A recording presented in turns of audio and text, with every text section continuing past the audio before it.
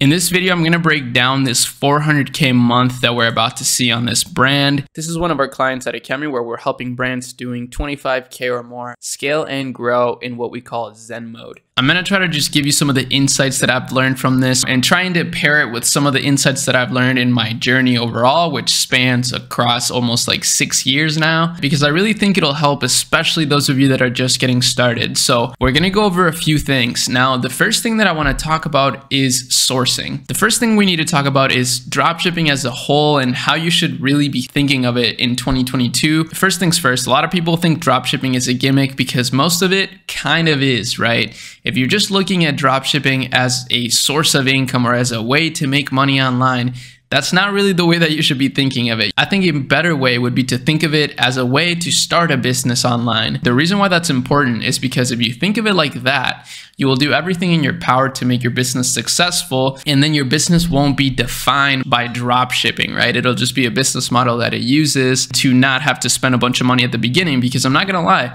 the competition for some of the top e-commerce brands is pretty fierce, especially considering that there's more venture capital money out there, so there's more brands getting investments into them, so a lot of cash injected into them, and that's who you're gonna be competing with, which obviously, you know, you can still make it, but I still believe that if you get started, if you're just getting started with online business, e-commerce is a great sector to be in, and then dropshipping specifically is a great starting point. So just to close out this point, this brand ships out a lot of their stuff within the US. However, we started doing international recently, and now we're seeing a massive increase in sales, and all of those international orders are getting drop shipped directly from China. So the way that you're able to do something like that is by, first of all, making a lot of great connections with suppliers. And this leads me to the second point. Make sure that if you are dropshipping, right, and you want to start a business with a product that you found on AliExpress, maybe you want to start from there and make it better. There's literally free services now, such as Hyperskew. Hyperskew has a great reputation. They're basically the lowest barrier to entry way to get a private supplier in China. And here you can literally source any AliExpress product you want and brand them directly from Hyperskew. So as you see, for example,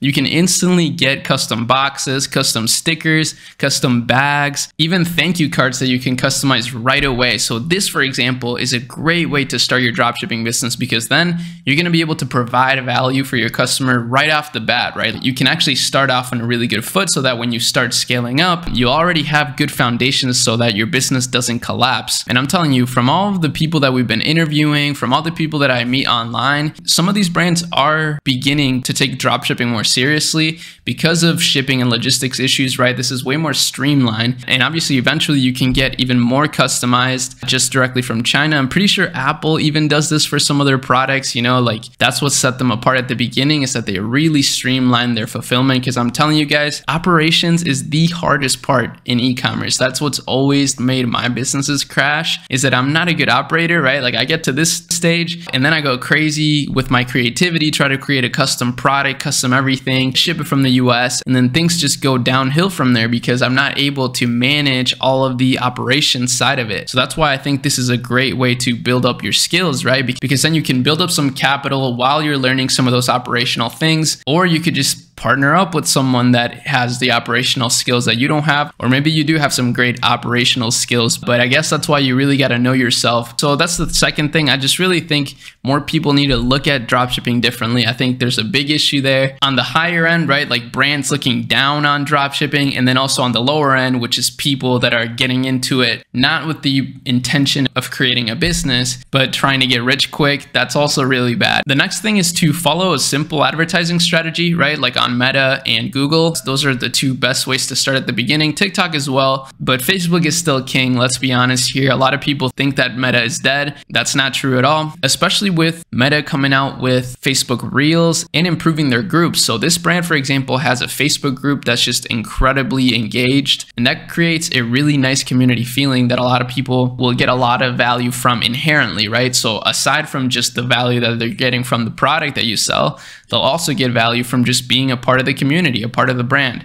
And that's really powerful. So starting a Facebook group, starting a Discord for your brand, that's also a really good idea to keep in mind. Something where you're harboring a community outside of just your followers, because then you can talk to your literal customers and then they can tell you what they like, what they don't like, things you should improve, what you shouldn't, and you can start molding just like the perfect brand from there, right? So that's another really good tip to keep in mind. I'm honestly freestyling this, and honestly, that's kind of it. That's really the foundation for this entire brand right here. It's just the simple things done really well over a long period of time, like multiple years. And that's why I'm always encouraging you guys to start your Shopify stores like as soon as possible, because the sooner you start, the sooner you'll start molding your path, kind of like what I was talking about, and eventually, you know, getting compound interest on your journey. That's a good way to look at it, but that's about it for today. Hope you guys enjoyed it. Make sure you check out HyperSkew in the description.